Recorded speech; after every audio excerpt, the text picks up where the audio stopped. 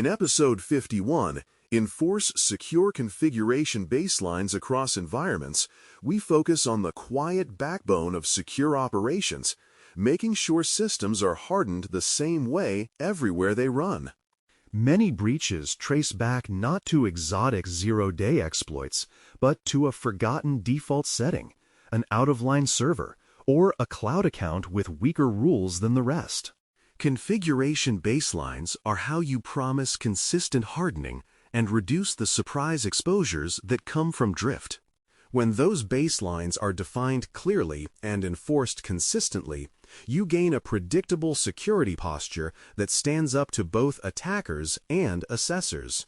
The first step is defining where your baselines actually come from, rather than inventing them ad hoc.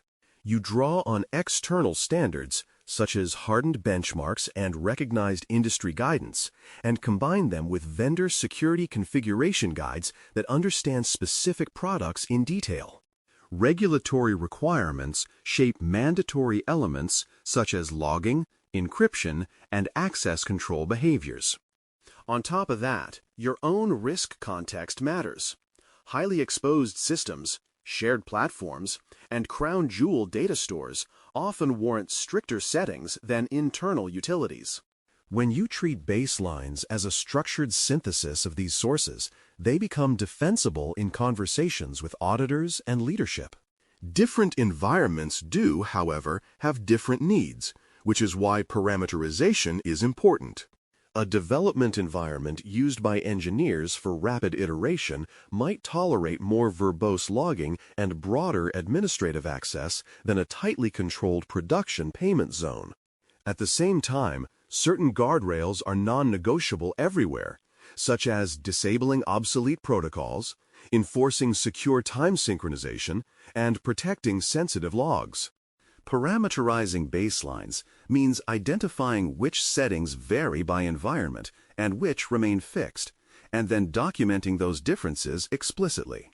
This approach keeps you from quietly relaxing controls in lower environments in ways that later leak into production through copy and paste habits.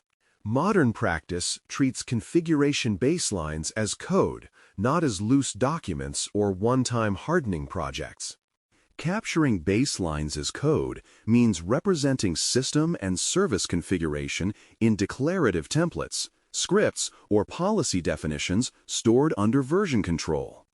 Changes to those definitions follow the same discipline as code changes, including peer reviews, approvals, and traceable commits.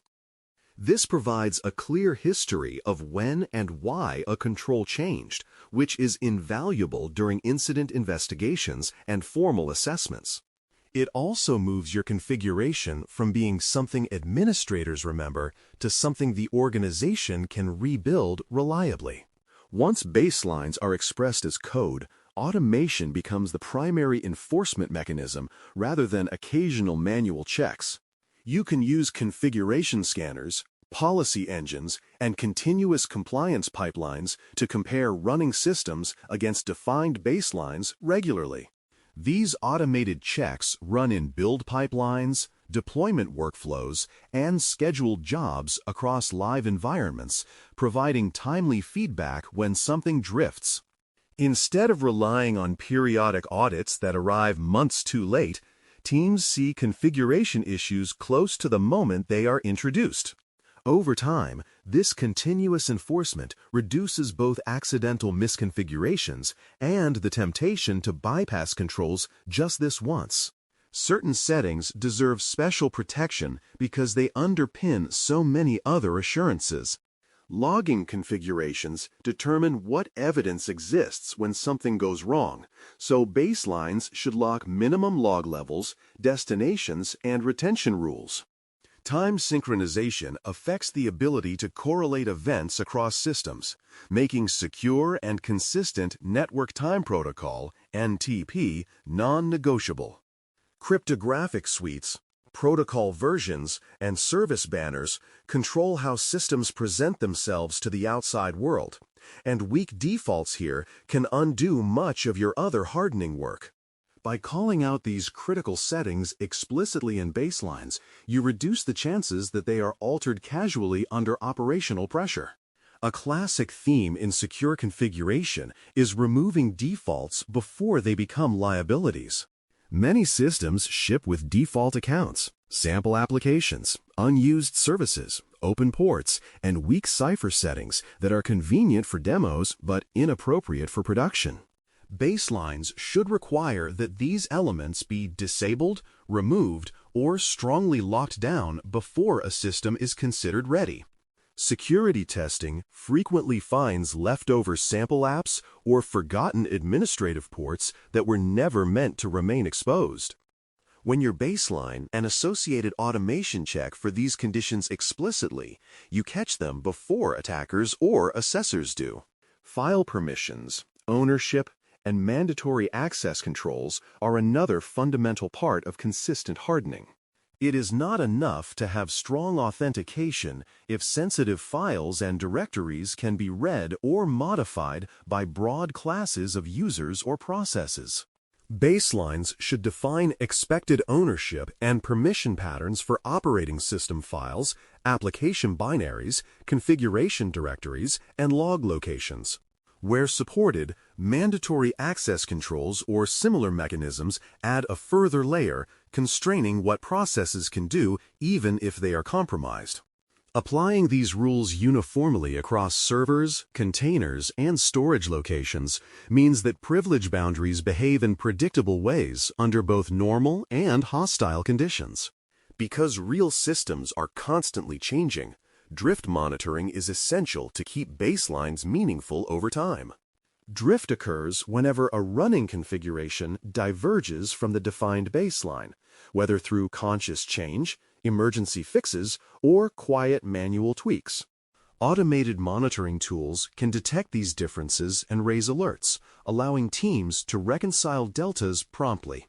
Reconciliation may involve updating the baseline when a new pattern is justified or rolling back unauthorized changes that weaken controls. The key is to ensure that no configuration change is invisible and that every deviation ends in either a documented update or a restoration of the hardened state. The repositories that hold baseline definitions are themselves sensitive assets and must be protected accordingly.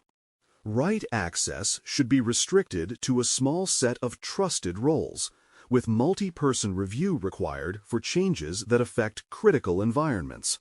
Signatures on configuration artifacts, combined with tamper-evident logging, help ensure that what is applied to systems truly matches approved definitions. If an attacker or insider could quietly alter these repositories, they could weaken protections at scale, so controls here must be as strong as those on source code and deployment pipelines. Treating baseline repositories as high-value assets aligns with their actual impact on security posture. Enforcing baselines is not confined to traditional servers. Cloud services require equal attention. Identity and access management configurations govern who can create, modify, and delete cloud resources, and baselines should define safe patterns for roles, policies, and trust relationships. Network baselines in the cloud cover virtual networks, security groups, and routing, ensuring that segmentation and exposure are controlled as deliberately as in physical data centers. Storage, encryption, and monitoring configurations must also be standardized, including requirements for default encryption, logging enablement, and alert routing. When cloud baselines are captured as code and enforced through cloud-native policy tools, you extend consistent hardening into the most dynamic parts of your environment. Assurance that baselines are followed comes from clear evidence, not verbal assurances. Reporting mechanisms should show which systems and services are compliant, which have exceptions, and how long remediation has been outstanding.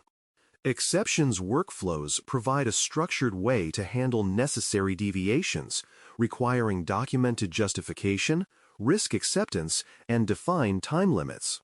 Service-level targets for remediation, especially for high-risk deviations, keep drift from becoming permanent. These reports, combined with exception records, become central artifacts during assessments and internal reviews, demonstrating that configuration hardening is managed, not improvised. When you step back for a brief review, the pattern is cohesive. You define baselines from trustworthy sources, parameterize them carefully, and capture them as code under strong governance. Automation enforces those baselines, checks for drift, and covers both traditional and cloud-native services with equal rigor. Evidence in the form of reports, exception records, and remediation metrics shows whether the promise of consistent hardening is being kept.